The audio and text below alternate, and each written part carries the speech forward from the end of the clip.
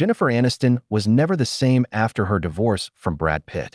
Jennifer Aniston and Brad Pitt's lavish wedding, that reportedly cost them a pretty penny, was like something out of a fairy tale, but not all fairy tales end happily ever after. After spending 7 years together, the couple separated, a divorce soon followed, and Aniston was never the same. Amid rumors and speculations about the real reason why Pitt and Aniston broke up, the morning show star mostly stayed on the high road but occasionally hinted at what went wrong. Speaking about her ex in an interview with Vanity Fair following the breakup, she offered, "There's a sensitivity chip that's missing." Aniston's brutal 6-word description of Pitt after their split says so much about the man she once called the love of her life. In a primetime interview, where she once gushed about her instant chemistry with Pitt from their first date. So where does the Pitt/Aniston relationship stand now years after their divorce? While they eventually forged a friendship, it wasn't always an easy road for Aniston. "I would say my late 30s, 40s, I'd gone through really hard SD. And if it wasn't for going through that, I would have never become who I was meant to be," she said in a 2022 interview with Allure. "That's why I have such gratitude for all those shy things," she added. "Otherwise, I would have been stuck being this person that was so fearful, so nervous, so unsure of who they were. And now, I don't think care." It's no stretch to say Jennifer Aniston's life changed following her split from Brad Pitt. Here's how. Jennifer Aniston turned to therapy to help her through divorce from Brad Pitt.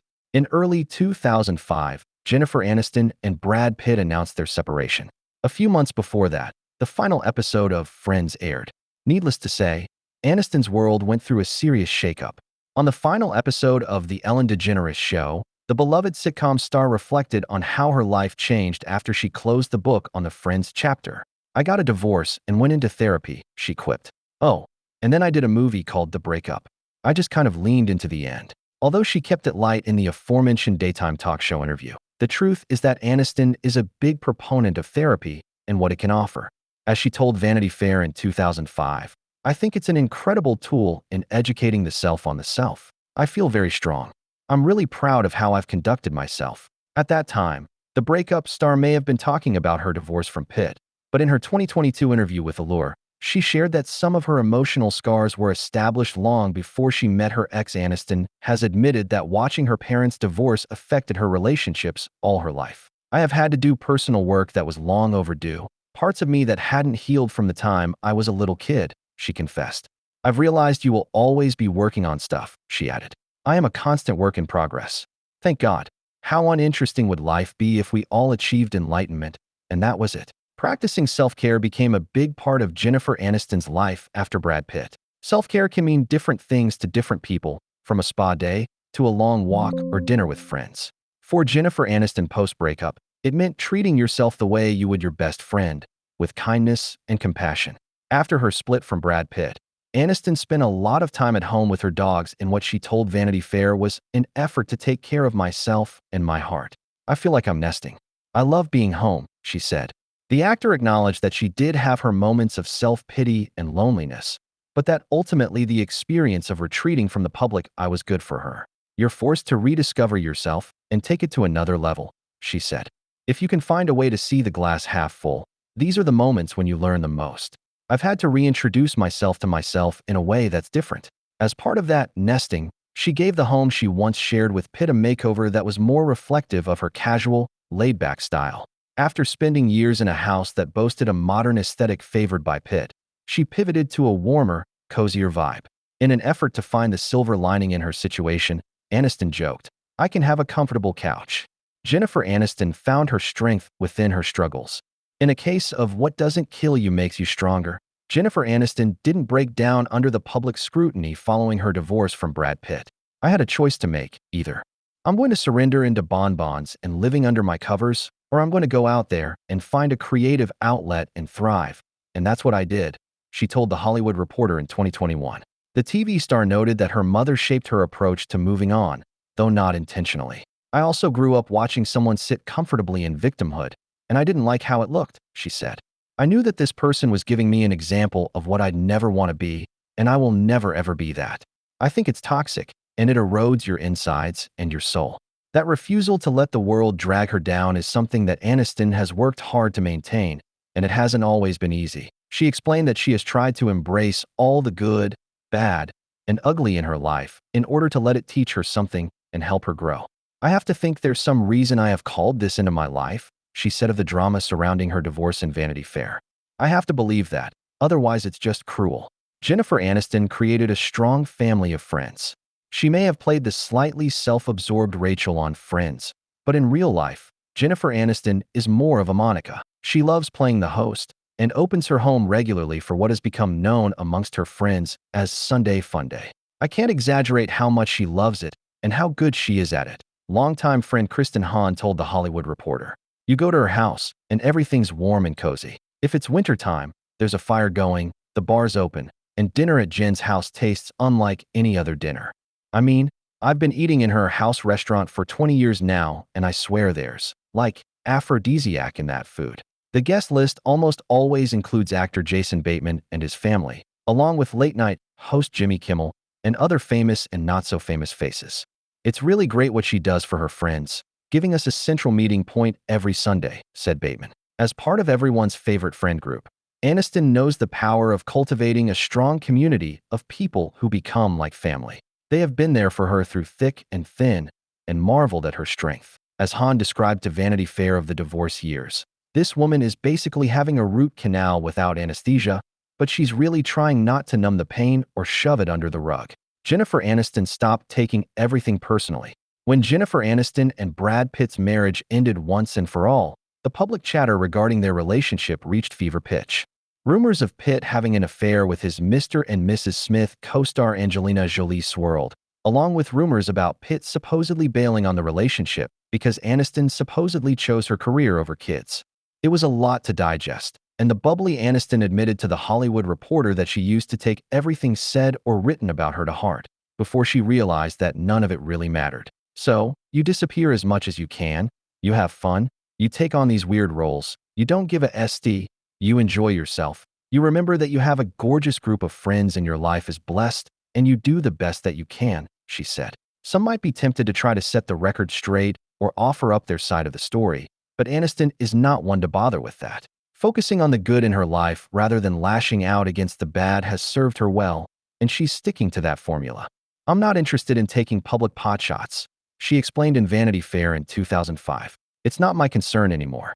The Friends alum took control her own narrative. When you are as famous as Jennifer Aniston, the details of your private life are up for public consumption, something that the Good Girl star has never been comfortable with. You have to manage it and put it in its proper place and into its proper size, she told Vanity Fair in 2025.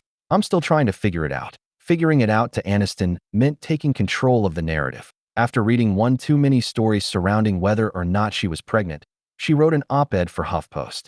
The objectification and scrutiny we put women through is absurd and disturbing, she wrote. The sheer amount of resources being spent right now by press trying to simply uncover whether or not I am pregnant, for the bajillionth time, but who's counting, points to the perpetuation of this notion that women are somehow incomplete, unsuccessful, or unhappy if they're not married with children. Aniston also became more mindful of how she presented herself during interviews.